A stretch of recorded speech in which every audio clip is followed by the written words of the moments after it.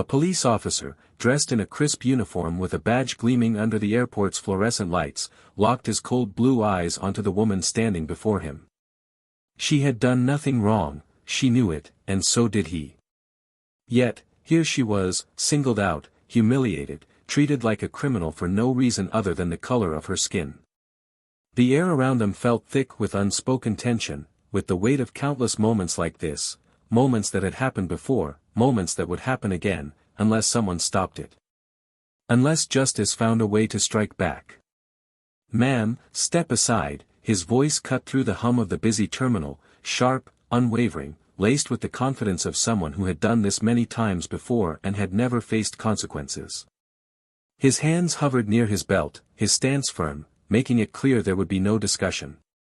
The woman, poised and dignified, barely blinked. Her pulse remained steady. She had seen men like him before. Had seen them wield their authority like a weapon, had seen them mistake their power for invincibility. But this time, he had chosen the wrong person. "Is there a problem, officer?" Her voice was calm, controlled, yet there was an edge to it, a quiet challenge that made his jaw tighten. "Random check," he replied, the words coming too quickly, too practiced. "I need you to step aside and open your bag." She exhaled slowly, eyes flicking around, noting the growing number of onlookers. Some travelers paused to watch, some whispered amongst themselves, others kept their heads down, unwilling to get involved. This was how it always went. A scene that played out over and over in different places, under different circumstances, but always with the same script. "This is ridiculous," she muttered under her breath, but she stepped aside. The officer's smirk widened. "Excuse me," he shot back, his tone shifting, now dripping with provocation. "Did you say something?" She met his gaze, unwavering. "I said this is ridiculous. You have no probable cause." He let out a low chuckle, shaking his head like she was some foolish child who didn't understand how the world worked. "Lady, I don't need probable cause," he said, tapping his badge with a single finger. "You see this? This means I decide who's suspicious. And you? You don't exactly fit the profile of someone who's supposed to be flying first class." There it was. The unspoken truth laid bare, hanging in the air between them. Her hands clenched at her sides. The humiliation burned hot in her chest, but she wouldn't let it show. "Not yet. Open your bag," he ordered, his voice louder this time, enough for the surrounding crowd to hear. Enough to establish dominance. She didn't move. She wasn't going to make this easy for him. "What exactly are you looking for, officer?" His smirk returned. He tilted his head slightly, making a show of surveying her with an expression that made her stomach turn. "Drugs, stolen credit cards, fake ID, take your pick." The rage that simmered beneath her skin nearly broke through, but she inhaled sharply, forcing herself to stay in control. She had learned a long time ago that men like him thrived on reactions. They wanted the anger, they wanted the fight, because then they could justify their actions. They could twist the story, make themselves the victim, claim they were simply doing their job. So, instead, she did something that made his smile falter. She laughed. A quiet, humorless chuckle, just enough to throw him off balance. His brows furrowed. He wasn't expecting that. "You think this is funny?" he snapped, stepping closer, his breath now only inches from her face. She tilted her head, studying him, memorizing every detail of the man who had just made the worst mistake of his life. "Oh," she said, her voice low, measured, carrying an authority that sent an invisible ripple through the crowd. "You have no idea." And then, as if she were merely reaching for her ID, she slipped her hand inside her bag, pulled out a small leather case, and flipped it open. The moment the golden emblem caught the light, the entire atmosphere shifted. Silence. The officer's face drained of color. His mouth parted slightly, but no words came. The badge in her hand, ***, the badge of the director of the FBI, shattered every illusion he had of control. For a long second, he stood frozen, his mind scrambling to process the weight of what had just happened. The whispers around them turned into a growing murmur. Phones were recording. Eyes were wide with realization. A single moment, a single mistake, and everything he thought he knew was crumbling around him. She let the silence stretch, let him stew in his own unraveling. And then, finally, she leaned in, voice barely above a whisper, but packed with enough force to make his hands tremble at his sides. "Now, officer," she said, savoring every word. "Would you like to explain to the director of the FBI exactly why you decided to single me out?" The color drained completely from his face. His throat bobbed as he swallowed hard, and for the first time in his career, he felt something he had never felt before, fear. But this was only the beginning. What would happen next would leave everyone in that airport stunned. Because justice wasn't just coming for him. It was already here. At Plough of Twist, we stand firmly against racism, discrimination, and injustice in all its forms. No one should ever be judged or mistreated because of the color of their skin. This story, like many others we tell, highlights the harsh realities of prejudice, but also the power of justice and resilience. To all our Black viewers, you are seen, you are valued, and you are powerful. Keep standing tall. Keep pushing forward. Now, sit back and enjoy this powerful story. If you support our message, hit that subscribe button and stay with us for more eye-opening twists. Let's get into it. Atlanta's Hartsfield-Jackson Airport was a symphony of movement and noise, a place where thousands of lives intersected for brief moments before scattering across the world. The air was thick with the scent of coffee from overpriced kiosks, the hum of conversations in different languages, and the occasional announcement echoing through the vast terminals. Among the crowd, walking with the quiet confidence of someone who had been here 1,000 times before, was Naomi Carter. Her steps were measured, unhurried, the sharp click of her heels lost in the sea of sound. She had no need to rush. She was always on time. Always in control. Naomi had spent years perfecting that control. It was what had shaped her into the woman she was today, the woman who had climbed to the very top of an institution where few people who looked like her had ever reached. As the director of the FBI, she had learned that power wasn't just about the title. It was about presence. About the way people carried themselves, the way they spoke, the way they commanded a room without ever having to raise their voice. Naomi had mastered that art, not because she wanted to, but because she had to. Because in a world where people underestimated her at every turn, she had made sure they regretted it. Her travel had been routine, one of countless flights she had taken for high-level meetings, security conferences, classified briefings that most civilians would never even hear about. She had spent the last 3 days in Washington, locked in discussions about counterterrorism operations and domestic threats, her mind constantly working through layers of data, risk assessments, and policy shifts. She should have been exhausted, but Naomi thrived in the chaos. She always had. She approached the security checkpoint with a quiet ease, sliding her bag onto the conveyor belt, stepping forward as the line moved. She was used to moving through airports without incident. After all, she had personally overseen many of their security protocols. She had built relationships with the highest levels of Homeland Security, had worked alongside the very agencies that managed these procedures. But none of that mattered to Officer Ryan Callahan. Ryan had been with the Atlanta Police Department for just over 10 years. In that time, he had built a reputation among his peers, some called him old school, others just called him an asshole. He liked things the way they used to be. The way his father, a retired cop, had taught him they should be. He believed in authority, in dominance, in keeping people in check. And deep down, though he would never say it out loud, he believed in a world where people like Naomi Carter knew their place.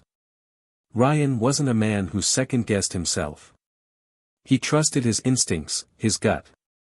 And his gut told him that when he saw a black woman dressed in a sharp, tailored suit, walking through first-class check-in like she owned the place. Something wasn't right. He had seen it before. Women with designer bags that didn't belong to them. Women who thought they could outsmart the system. He had a responsibility, to uphold the law, to make sure people who didn't belong in places like this weren't slipping through the cracks. So when he saw Naomi pass through the scanner, something in him decided that she was worth a closer look. It wasn't about logic. It wasn't about actual suspicion. It was about instinct. And Ryan Callahan's instincts had never failed him. Naomi barely registered the officer at first. She had long since trained herself not to overthink security checks. She had seen them play out 1,000 times, had watched officers scrutinize certain passengers more than others, had watched as they picked and chose who deserved extra attention. It was nothing new. Nothing surprising. But the moment she locked eyes with him, something inside her shifted. She saw it instantly, the look. The one that lingered just a little too long, the one filled with an arrogance that came from years of believing he had the right to question people like her. "Ma'am," Ryan called out, stepping forward, his tone clipped, authoritative. "Step aside." Naomi barely blinked. "Excuse me." "Random security check," he said, already motioning for her to move out of the line. His voice was laced with certainty, as if the matter was already settled. She could feel the eyes on her now, the weight of the moment pressing in from all sides. She had been in high-pressure situations before, negotiating with terrorists, confronting corrupt officials, handling classified intelligence that could change the world, but nothing made her blood run cold like this. Because this wasn't about national security. This wasn't about protecting people. This was about something much simpler, something much uglier. Power. Control. The same fight she had been waging her entire life. Naomi inhaled slowly, steadying herself. "I don't believe I was randomly selected," she said, her voice level, measured. "Would you like to explain why I'm being pulled aside?" Ryan's smirk barely concealed his satisfaction. "You can cooperate, or you can make this difficult for yourself." Her jaw tightened. "I wasn't aware that questioning an officer was considered difficult. You don't exactly fit the profile of someone traveling like this," he said, his eyes scanning her from head to toe. "Unless, of course, you have a reason for flying first class. Something you'd like to share." The words hit her like a slap, but she didn't flinch. She had seen this before. She had lived this before. The same narrative, the same condescension, the same attempt to strip her of dignity in front of an audience. He wanted her to react. Wanted her to snap back, to give him a reason to escalate. Instead, she took a step closer, her voice dropping just enough that only he could hear. "I suggest you choose your next words very carefully, Officer Callahan." He scoffed, barely containing his amusement. "Oh, we got a feisty one." Her fingers curled into fists. She could feel the tension in her muscles, the slow, burning rage that she had spent a lifetime learning to control. But Ryan? He wasn't done yet. "Open your bag," he ordered. The airport was silent now, at least in the space around them. People were watching. Recording. Naomi could see a woman clutching her child's hand, a businessman frowning at his watch, a teenager with a phone subtly tilted in their direction. They were all waiting to see what she would do. Naomi exhaled. Slowly. Deliberately. And then, with a calm that sent a chill through the air, she reached into her bag. Ryan tensed. His hand hovered near his holster. But instead of a passport, or a boarding pass, or a wallet, Naomi pulled out a small black leather case. She flipped it open. The golden emblem inside caught the light and shattered his entire world in an instant. A badge. The badge. The one that outranked every single person in this damn building. The badge of the director of the FBI. Ryan's face drained of color. His mouth opened, but no words came. His grip on control, on power, on everything he thought he understood about the world, slipped through his fingers like sand. Naomi watched him carefully, savoring the moment. And then, after letting the silence stretch just long enough for the weight of his mistake to sink in, she leaned in, her voice razor-sharp. "Now, officer," she murmured. "Would you like to tell the director of the FBI why exactly you decided to single me out?" And that was when he realized, his life would never be the same again. The silence between them was suffocating, a heavy, oppressive thing that wrapped itself around the air, thick with the weight of unspoken consequences. Naomi Carter remained perfectly still, not a flicker of emotion betraying her carefully composed exterior, though inside, she could feel the slow, deliberate burn of indignation settling deep into her bones. She had spent years mastering the art of restraint, of maintaining control in moments like this, when everything in her wanted to lash out, to raise her voice, to demand justice in the way so many others had but never received. But she knew better. She always had. Power wasn't just about reacting, it was about knowing when to let the silence speak louder than words. And in this moment, as she held her badge in front of her, allowing the golden gleam to reflect in the overhead airport lights, letting it sink in, letting the reality of it crush the arrogance in the eyes of the man before her, she saw it, the moment everything shifted. Ryan Callahan was unraveling. The color had drained from his face so quickly it was almost amusing.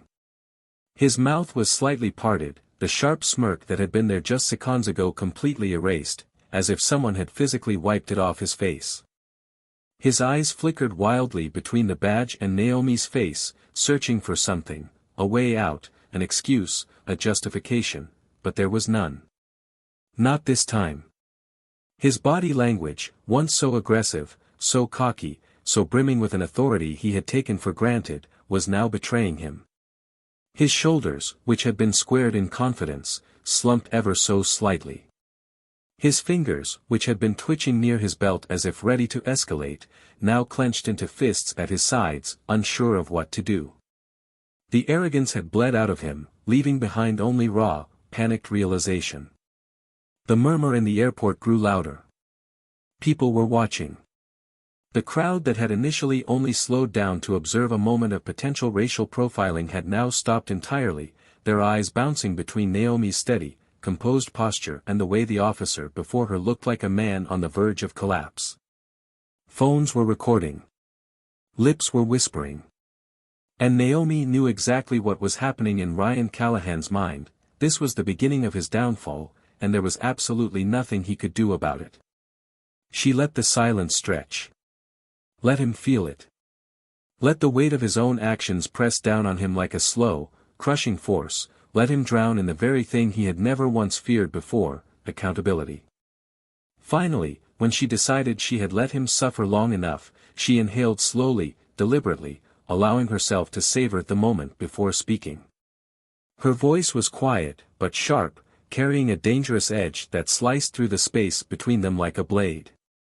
"You've made a serious mistake, Officer Callahan." The words were simple, but their meaning carried an unbearable weight. Ryan flinched. It was almost imperceptible, but Naomi saw it. She saw the way his jaw clenched, the way his hands twitched, the way his throat bobbed as he swallowed down the thick lump of panic rising within him. He was scrambling. He was desperate.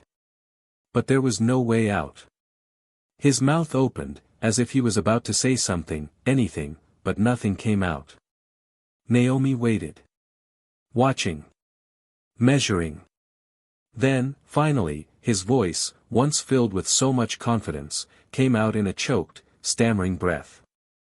"I was, just following protocol." Naomi tilted her head ever so slightly, a slow, deliberate movement, as if she was examining him under a microscope, dissecting him, watching him squirm. "Protocol," she repeated, her tone laced with a quiet amusement, though there was nothing remotely funny about the moment. "Tell me, officer, which part of protocol suggests that a woman traveling alone, with no alarms triggered, no suspicious behavior, and a legally owned first-class ticket, should be pulled aside for an invasive search?" Ryan opened his mouth, but there was nothing he could say. He had no answer. No justification that would hold under scrutiny. And he knew it. He knew he had no ground to stand on. The silence stretched again, the tension mounting so thick that it felt suffocating, like the very air in the airport had turned to cement. Naomi let the moment linger, her gaze never wavering, never softening, never giving him even the smallest reprieve. Then, with an almost excruciating slowness, she turned her head slightly, directing her attention to the other officers in the vicinity, to the TSA agents who had been watching this unfold, too afraid to intervene, too complicit to speak up. "Is there a problem here?" Her voice carried across the space, cutting through the quiet murmur of the gathered onlookers like a scalpel. The lead TSA agent, a man who had been watching with wary eyes, shook his head so quickly it was almost pathetic. "No, ma'am." Naomi gave him a slow, deliberate nod before turning her gaze back to Ryan, and in that moment, he understood something that he had never understood before: he had lost. She reached for her bag, her movements dismissing him entirely, as if he was nothing, as if he wasn't worth her time, as if this entire moment had been nothing more than a minor inconvenience. But as she turned to leave, Ryan Callahan did something stupid. He clenched his jaw, his pride clawing at his throat, his humiliation boiling over into rage, and before he could stop himself, he leaned in just slightly, his voice low, venomous, thick with barely contained fury. This isn't over." Naomi stopped mid-step. The words were quiet, meant only for her, but she had heard them, had felt them, had recognized them for what they were, a threat. Slowly, she turned back, her gaze locking onto his, and for the first time since this entire encounter began, she allowed a small, knowing smirk to curl at the edges of her lips. "Oh, Officer Callahan," she murmured, her voice just as low, just as quiet, just as full of something dark and certain and inevitable. "I assure you, it is." And then she walked away. Her heels clicked against the tile, her posture straight, her stride steady, and she knew, without looking back, that Ryan Callahan was standing there, fists clenched, rage rolling off him in waves. But it didn't matter. He was done. Finished. There was nothing he could do. Or so she thought. Because as Naomi exited the security area and stepped onto the tram that would take her to her gate, a flicker of something unsettled stirred inside her. It wasn't anger. It wasn't even satisfaction. It was a lingering feeling, a warning, an instinct she had learned to trust over the years. Men like Callahan didn't just disappear. They didn't just accept their losses. They found ways to claw their way back. And something told her that this wasn't the last time she would hear his name. Across the terminal, Ryan Callahan stood frozen, his heart pounding so loudly in his chest it drowned out the noise of the airport. His jaw locked, his fists curled so tightly his knuckles turned white. He could already hear the whispers among his fellow officers, the quiet judgment, the thinly veiled amusement at his downfall. He had never felt small before. He had never felt powerless. And he hated it. This wasn't over. Not by a long shot. The air inside the courtroom was dense with tension, the kind that made every breath feel heavier, every movement more deliberate. Naomi Carter sat with her hands folded on the polished wooden table in front of her, her expression unreadable, her posture unshaken. The weight of what was happening, of what had led to this moment, didn't show on her face. But deep inside, she could feel it, the slow, burning fire of retribution, the kind of justice that took time, patience, and precision. She had waited for this. She had prepared for it. And now, finally, it was here. Across from her, Ryan Callahan sat rigidly at the defendant's table, his suit stiff, uncomfortable, as if the fabric itself rejected him. His jaw was tight, his eyes cold and darting, looking for some kind of foothold, some kind of escape. But there was none. His usual bravado had cracked, and behind it, there was something else: resentment, desperation, fear. He didn't belong here. Not in his mind. Not in a place where people like him were judged, where people like him were forced to answer for their actions. He had spent his entire career making sure that others were the ones sitting in that chair. And now, the tables had turned. The courtroom was filled with whispers, hushed murmurs floating like smoke between reporters, officials, and spectators who had come to witness the downfall of a man who had, for years, believed himself untouchable.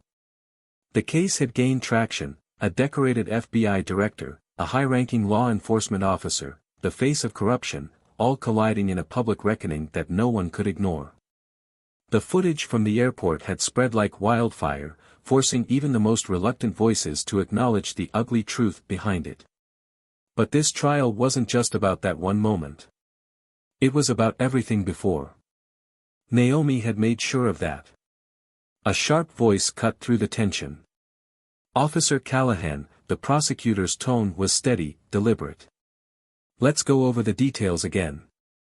Ryan exhaled through his nose, gripping the edge of the table as if it were the only thing keeping him steady. "I've already answered this," he muttered, his voice tight, exhausted.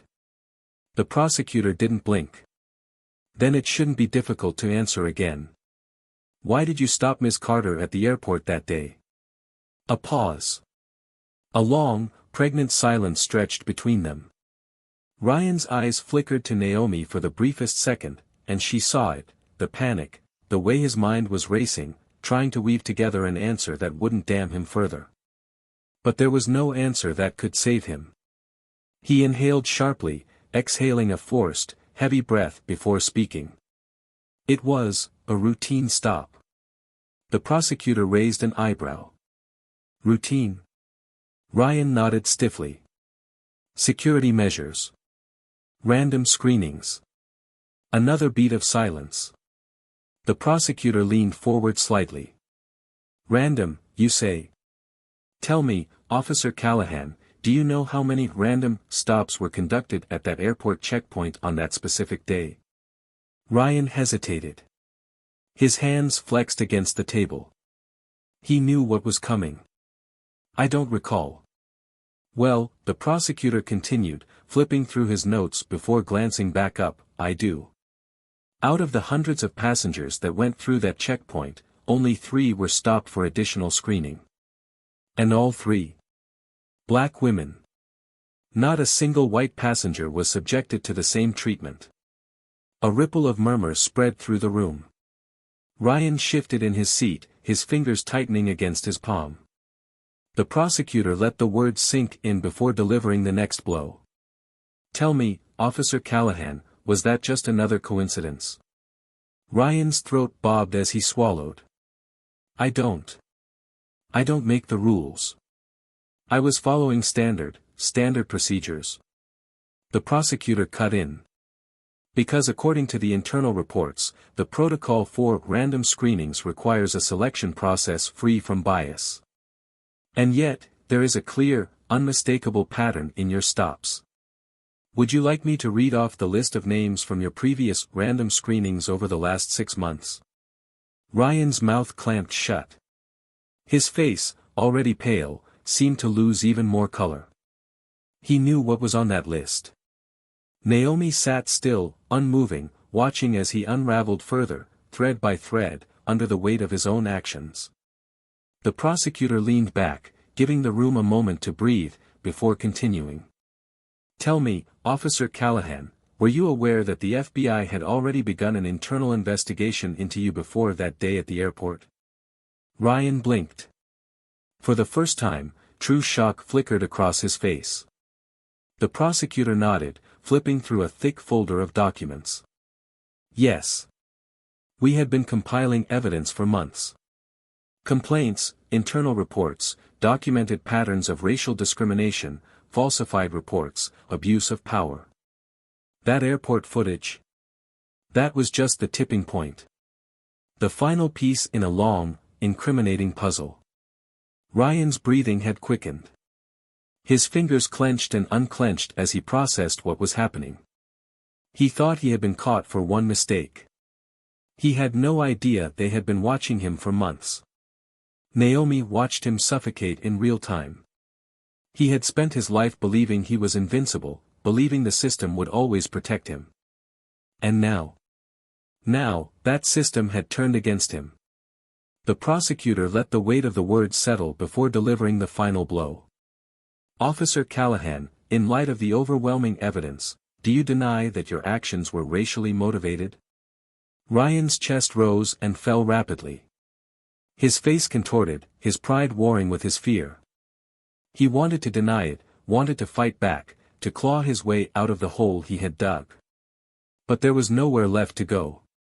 The room was waiting. The cameras were rolling. And Ryan Callahan, for the first time in his life, had no escape. The silence stretched until it became unbearable. Then, finally, his lips parted. His voice came out hoarse, broken. I didn't, he stopped, his throat tight, his words strangled. But it didn't matter. Because his silence spoke louder than anything he could have said. And everyone in that courtroom knew it. Ryan Callahan was finished. And Naomi Carter? She had won. The courtroom was suffocating in its silence. The weight of Ryan Callahan's unraveling was thick in the air, pressing down on everyone in the room like an invisible force. Naomi Carter could feel it settling into the bones of the spectators, into the prosecutors, into the jury that sat frozen in their seats, their expressions shifting from passive observation to something far more visceral. They weren't just listening anymore. They were feeling it. The humiliation, the fear, the slow, agonizing realization that Callahan had spent a lifetime believing in his own invincibility, only to find himself crumbling beneath the very system he thought would always protect him. She didn't move, didn't shift in her seat, didn't blink. She had mastered the art of stillness, of letting the moment play out without interference, of making a man like Callahan sit in his own failure. Because that was what was happening now. He wasn't just losing a trial, he was losing himself. And Naomi wanted him to feel every single second of it. Ryan's throat was dry, his face ashen, his hands gripping the edge of the table as if he were trying to anchor himself to something solid, something real. But there was nothing. Nothing left to hold on to. He had spent years building a foundation on power, on control, on the belief that he would always be the one standing on the right side of the line, dictating the rules. And now, here he was, exposed, vulnerable, powerless. The prosecutor's voice was calm but relentless. Officer Callahan, I'll ask again. Do you deny that your actions were racially motivated? Ryan inhaled sharply, his nostrils flaring, his entire body trembling with a mixture of rage, panic, and something deeper, something like shame, but twisted with resentment. He wanted to fight back, wanted to scream, wanted to say something that would rewrite the narrative, tilt the power back in his favor. But nothing came. Because there was no defense. His silence stretched, thick and suffocating, until it became clear that there would be no response. The prosecutor let it sit for a moment before turning to the judge. Your Honor, given the defendant's refusal to answer, and in light of the overwhelming evidence presented here today, the prosecution rests its case. The judge nodded, his expression unreadable but his voice final. Very well. The jury will now deliberate. Naomi didn't watch as the jury was dismissed. She didn't turn her head when the gavel struck the sound block, nor did she allow herself to revel in the collective exhale that rippled through the room as the proceedings temporarily halted. Instead, she kept her eyes forward, her expression calm, controlled. Because this wasn't over. Not yet. Callahan knew it too. As the bailiff gestured for him to stand, his breathing was uneven, shallow. His body looked smaller somehow, as if the weight of his own choices had begun crushing him from the inside out. But even in his defeat, there was defiance. A spark of it buried in the tightness of his jaw, in the flicker of his eyes as he turned his head, slowly, deliberately, to face her. His voice was low, hoarse, but it carried. You think you won? Naomi didn't react. She didn't give him the satisfaction of an immediate response. Instead, she let the words hang between them, let the absurdity of them sink into the space before she finally turned her head, her eyes locking onto his with a quiet, measured intensity. "You still don't get it, do you?" Her voice was soft, deliberate, but the sharp edge of it sliced through the room like a razor. This was never about winning. Ryan's nostrils flared. His shoulders tensed. Then what the hell was it about? Naomi leaned in slightly, just enough so that only he could hear. "It was about ending you." His breath hitched. He recoiled, just slightly, but enough for her to see it, to recognize the flicker of fear that crossed his face before he masked it with anger. "This whole thing, this trial, the cameras, the spectacle, it's all just politics," he hissed, his voice dripping with bitterness. "You think they actually care? You think you actually changed something?" He let out a breath, shaking his head, his lips curling into something that resembled a smile but held no real amusement. "You'll see. People forget. The system always wins.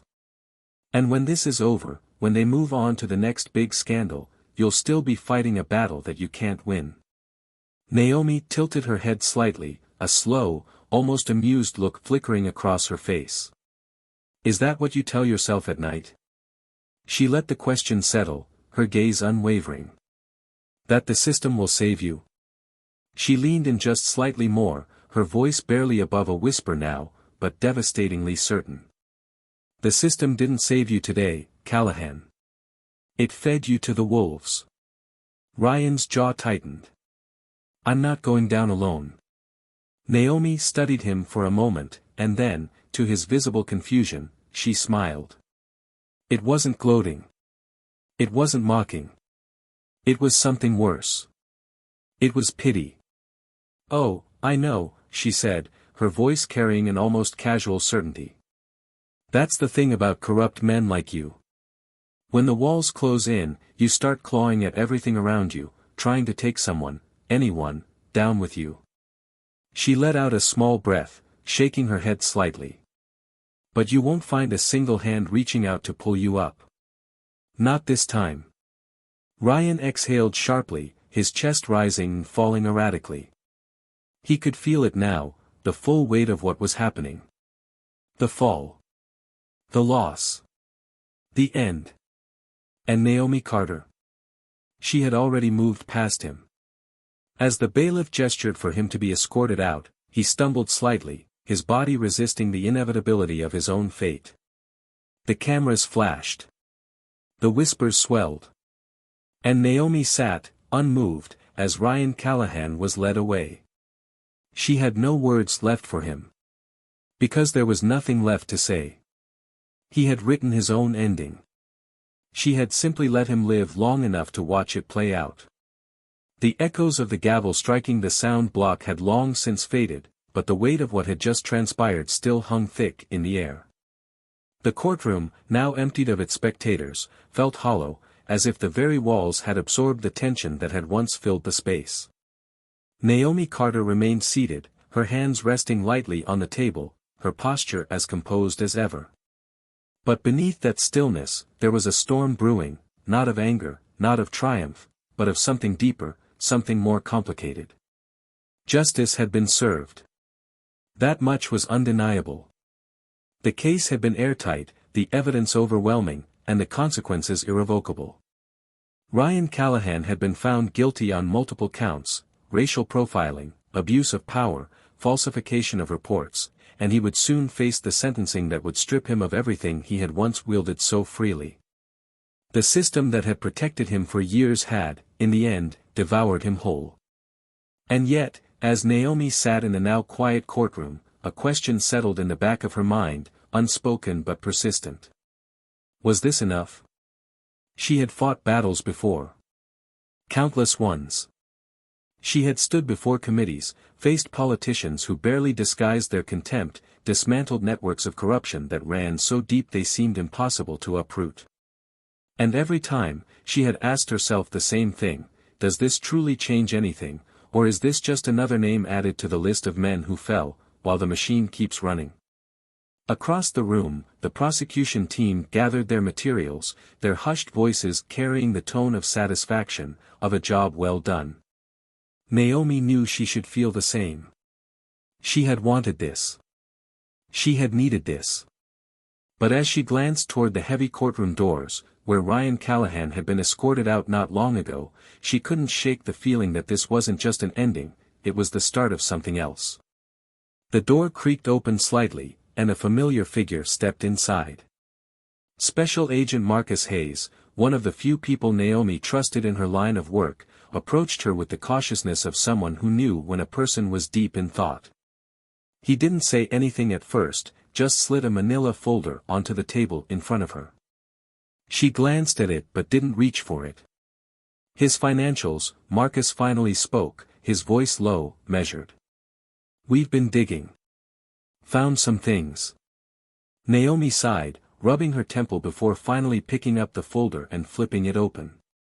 The contents were dense, filled with numbers, transactions, assets, but one thing stood out almost immediately.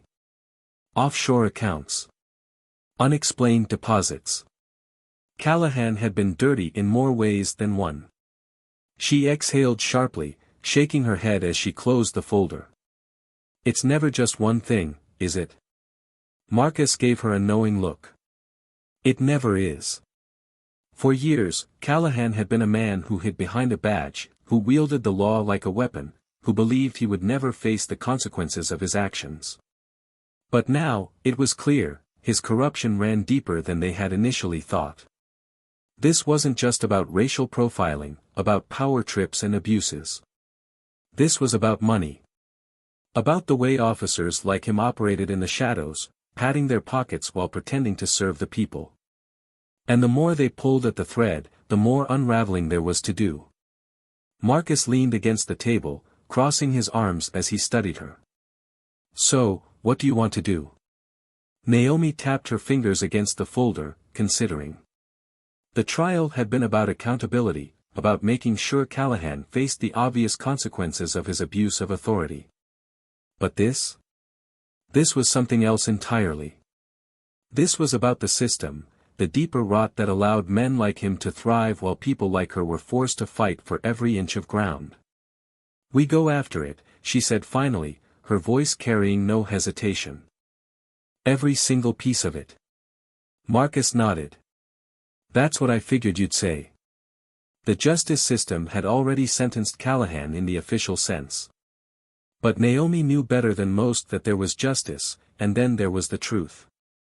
The court had seen only part of the story, the part that was easy to explain, easy to prosecute. But there was so much more buried beneath the surface. And she wasn't going to let it stay there. Marcus pushed off the table and started toward the door, pausing only briefly. You know this isn't going to be easy. Naomi let out a breath that was somewhere between amusement and exhaustion. It never is. As the door closed behind him, Naomi stared at the folder for a long moment before finally rising from her seat. Outside the courthouse, the air was thick with the press, their cameras waiting to capture her reaction, to frame her expression for headlines that would run by morning. She took a deep breath before stepping into the light. Questions bombarded her immediately. Director Carter, how do you feel about the verdict? Do you believe this will set a precedent for future cases of racial profiling? Will Officer Callahan appeal? She held up a hand, silencing them effortlessly. When she finally spoke, her voice was clear, unwavering. This case was about accountability, she said. It was about ensuring that those who abuse the power they are given are held responsible for their actions. But let me be clear, this is not the end of the conversation. This is only the beginning. A murmur ran through the crowd, their hunger for a soundbite evident. Naomi met their gazes, one by one, making sure they understood the gravity of what she was saying. If you think this is just about one officer, you're not paying attention. And with that, she turned and walked away. Inside the black SUV that waited for her at the curb, she finally allowed herself a brief moment to breathe. The city blurred past as the driver pulled into traffic, but Naomi's mind was already on what came next. Because there was always something next. Justice had been served. But justice wasn't always enough. And Naomi Carter was far from done. The courthouse halls stretched endlessly before Naomi Carter as she walked, her heels clicking steadily against the polished marble floor. The air inside the building felt heavy, weighted down by the sheer significance of what had just happened. She could feel the echoes of the verdict lingering in the space, pressing against the walls, reverberating in the hushed voices of the people who still remained inside, whispering among themselves, trying to process what they had just witnessed. Ryan Callahan had been led away, his face pale, his jaw tight with anger and disbelief, his entire demeanor shattered by the realization that for the first time in his life, he had been held accountable. Naomi had seen the exact moment the truth had sunk in, the precise second his arrogance gave way to something else, fear, helplessness, the creeping horror of a man who had spent his life believing he was untouchable, only to realize that the system he had weaponized had now turned against him. She had waited for this moment. She had fought for it, calculated every step, prepared for every possibility, knowing that men like Callahan never went down easily. But now that it had finally happened, she felt no satisfaction, no rush of victory, no relief, no celebration in knowing that justice had prevailed. Because this wasn't just about him. It never had been. Ryan Callahan was just one face, one name, one piece of a much larger, much uglier puzzle that stretched beyond him, beyond this courthouse, beyond even this city. He was a symptom of a disease that had been festering for generations. And this? This was merely the beginning. Her steps remained steady, unfaltering, even as she heard the distant commotion of voices outside, the crowd that had gathered beyond the heavy wooden doors, waiting for her to emerge. Reporters, activists, opponents, supporters, all of them hungry for a reaction. She had no intention of giving them one. Not yet. This wasn't a spectacle. This was a reckoning.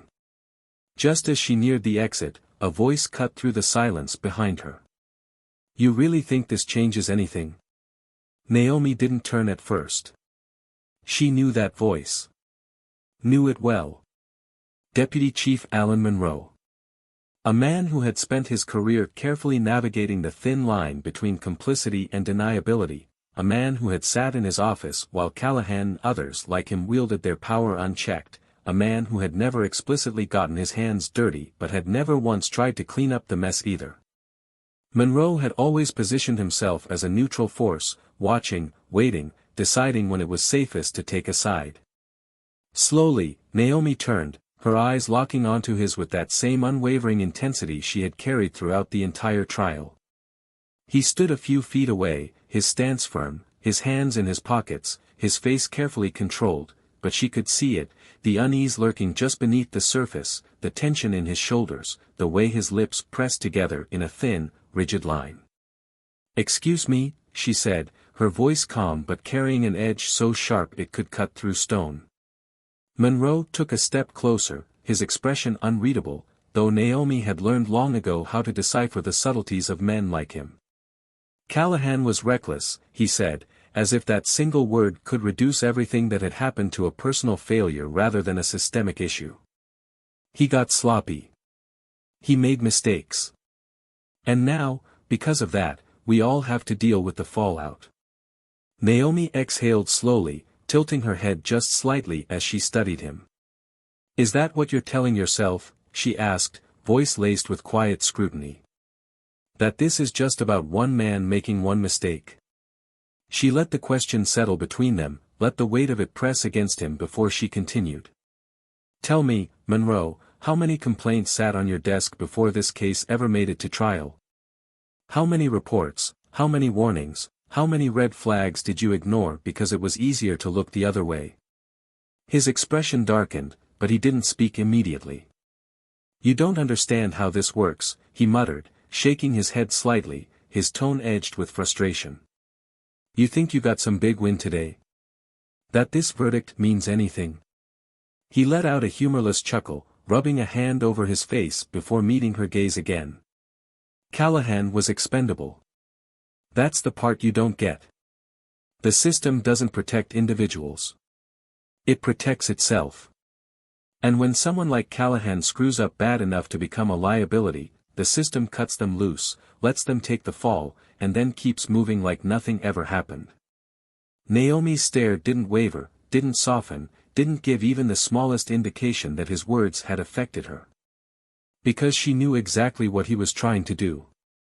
This was the last attempt to undermine her, to shake her confidence, to plant that seed of doubt that maybe, just maybe, none of this mattered. "You think I don't know that?" she asked, her voice quiet but lethal. "You think I don't know that Callahan was nothing more than a pawn in a much bigger game?" She took a slow step forward, her gaze unwavering. "But that's the difference between you and me, Monroe. You've spent your whole career believing that because the system is bigger than you, it can't be changed. I know better. The system isn't some untouchable force. It's made up of people. People who can be removed, replaced, exposed. And that's exactly what I intend to do." His jaw tightened. "You don't get to rewrite how this works."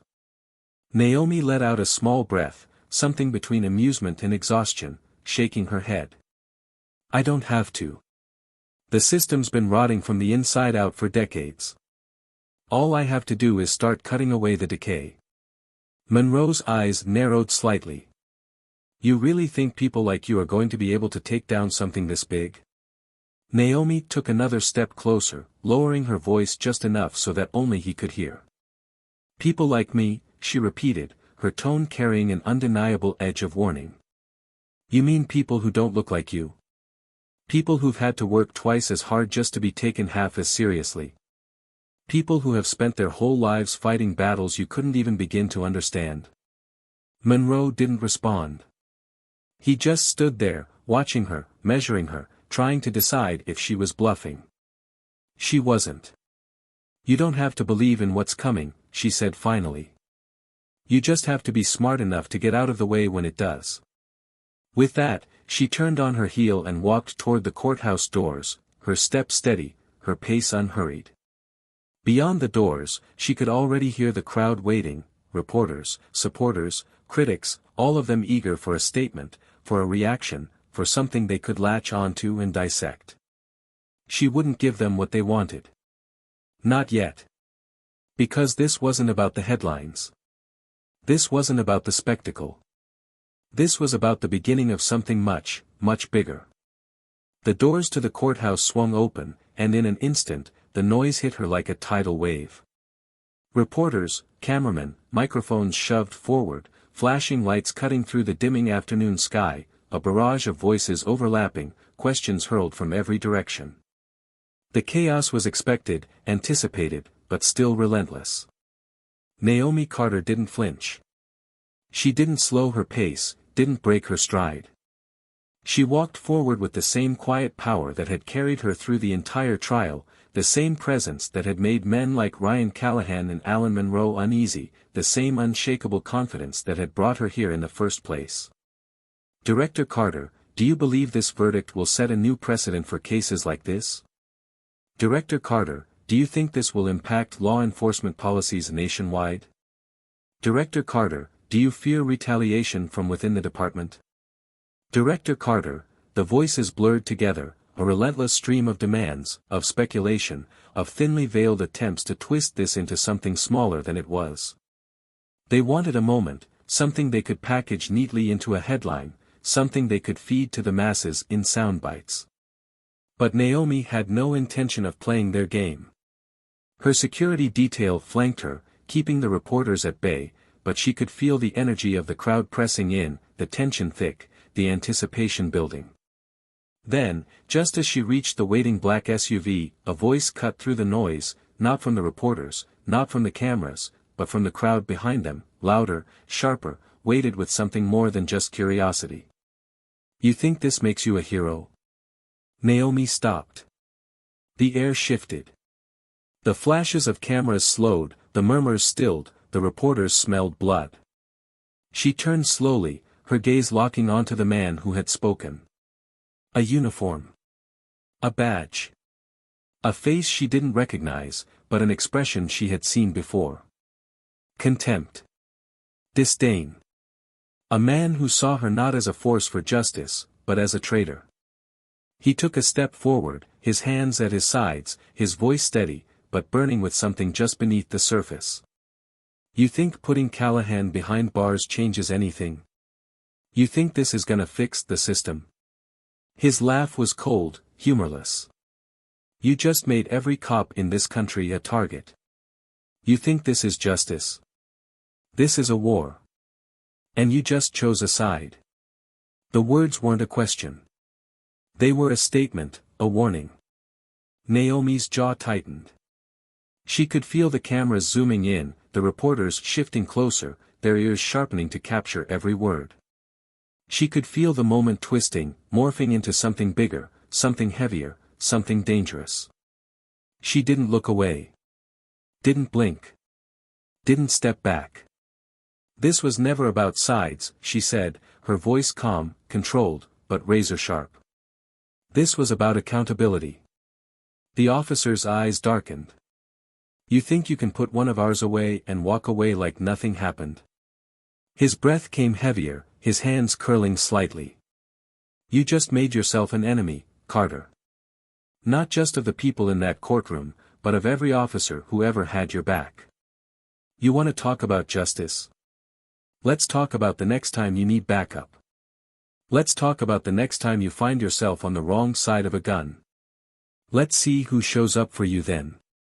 A ripple of gasps from the crowd. A sharp intake of breath from one of her security agents. Naomi barely moved. You finished? She asked, tilting her head slightly, her eyes locked onto his, unwavering. The officer scoffed, shaking his head. You think this badge means something to them? He gestured toward the cameras, the spectators, the city beyond. They'll celebrate you now. But wait until they need a villain again. Wait until they turn on you.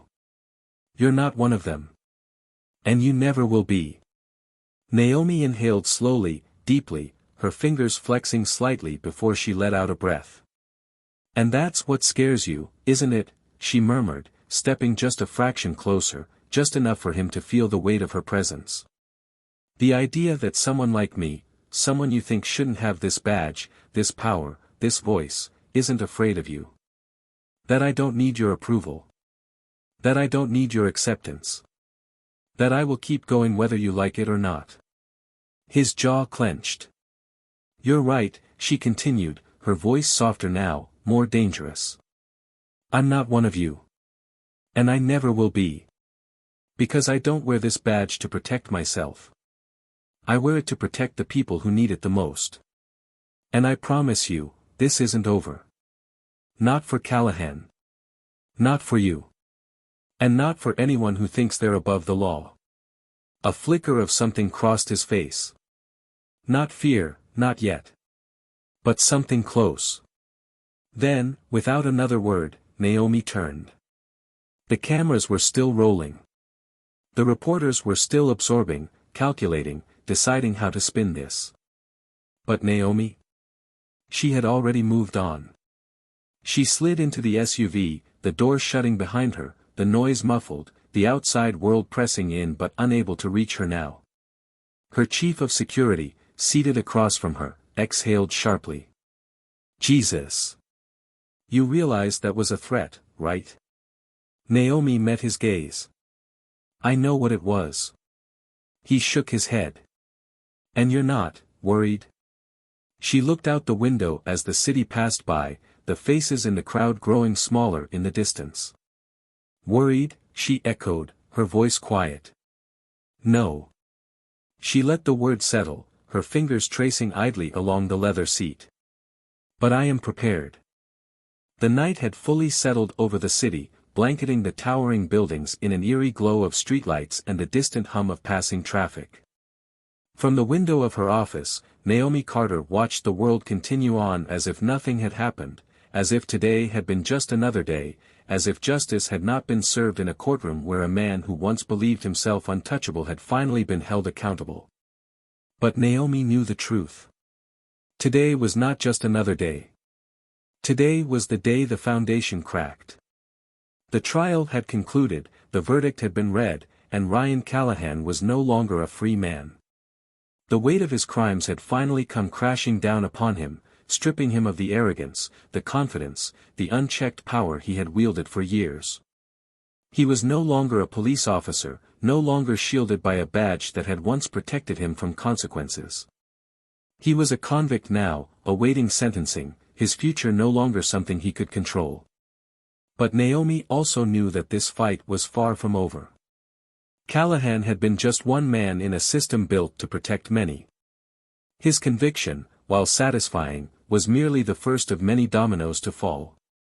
The department was scrambling to contain the damage, trying to paint Callahan as a rogue officer rather than a product of a deeply flawed and corrupt institution. The media had already begun twisting the narrative, spinning the story into something smaller, something more digestible, something that wouldn't shake the very foundation of law enforcement.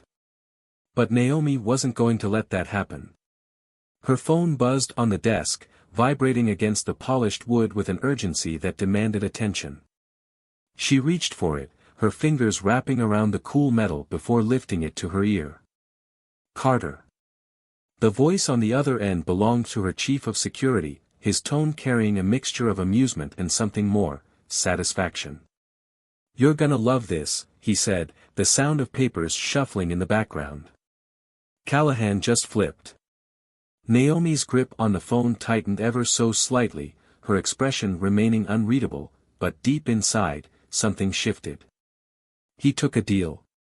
"Not just a deal," her security chief continued, his voice laced with something close to vindication. "The deal. He's giving up everything. Names, locations, bribes, internal cover-ups, officers who've been dirty for years. He's spilling it all." Naomi exhaled slowly, leaning back in her chair as she absorbed the information. She had known this moment would come. Men like Callahan weren't built for prison. He had spent too many years believing himself to be the predator, too many years thinking he was in control, that he was the one with power. But without his badge, without the system to protect him, he had become something else entirely, vulnerable, disposable, afraid. And now, he was doing exactly what men like him did when they realized they were no longer in control. He was turning on everyone to save himself. She could almost picture it, Callahan sitting in an interrogation room, the walls closing in, his once confident demeanor replaced with the slow, creeping understanding that he had no other way out. He had spent his life enforcing the rules as they benefited him, bending them when necessary, breaking them when he was certain he would never get caught. But now, he wasn't just another officer in uniform. He was evidence. She let the silence stretch between them for a moment before finally speaking. "Who's on the list?" Her security chief let out a low chuckle. "Better question is, who isn't?" He paused, and she could hear him flipping through documents, the weight of it all settling between them. "We've got captains, lieutenants, officers from every damn precinct in the city. Some of these guys have been operating like their own personal mafia for decades. And Callahan? He just handed us the keys to their entire operation." Naomi's gaze flickered back to the city skyline, watching as the lights stretched endlessly into the darkness. "Then let's burn it all down." Her security chief exhaled sharply. "You really don't stop, do you?" She didn't even hesitate. "Not when there's still work to do." Because Callahan's fall wasn't the end. It was just the beginning. Meanwhile, in a holding cell miles away from where Naomi sat, Ryan Callahan was staring at the cold concrete walls, his hands curled into tight fists. The room was silent except for the faint buzz of the overhead lights, a dull, almost suffocating hum that seemed to echo the empty space where his confidence used to be. He had spent his whole life believing that the rules didn't apply to him, that he could bend them, break them, manipulate them to his advantage. He had been taught that power meant protection, that as long as he kept his boots on the right throats, he would always be untouchable. But power had abandoned him. And now, he was nothing more than a bargaining chip in a game he had once thought he controlled. The officers who used to nod at him in respect wouldn't even look at him now. The people he had once called allies were distancing themselves, pretending they had never known him. He was radioactive. He was a stain that needed to be wiped clean before it spread too far. The deal was his last card to play. He knew it, and so did Naomi Carter. And as he signed his confession, his signature shaky but legible, he realized something else. He had never been the hunter. He had always been the prey. He had just been too arrogant to realize it until it was too late. Justice is often portrayed as a singular moment, a gavel striking, a verdict being read, a man being led away in handcuffs. But true justice isn't found in a single moment. It's found in the aftermath, in the slow, relentless process of dismantling the very structures that allowed injustice to exist in the first place. Naomi Carter knew that. She never wanted just a conviction. She wanted change. And that's where the real battle begins. So here's the question, is justice truly served when one corrupt officer falls? Or does it only begin when the entire system that protected him is torn down? What do you think? Drop your thoughts in the comments. Let's talk about it. And if you want more stories where truth, power, and justice collide, don't forget to hit subscribe and stay with us here on Tales of Twist. Because one thing's for sure, the truth always finds a way out.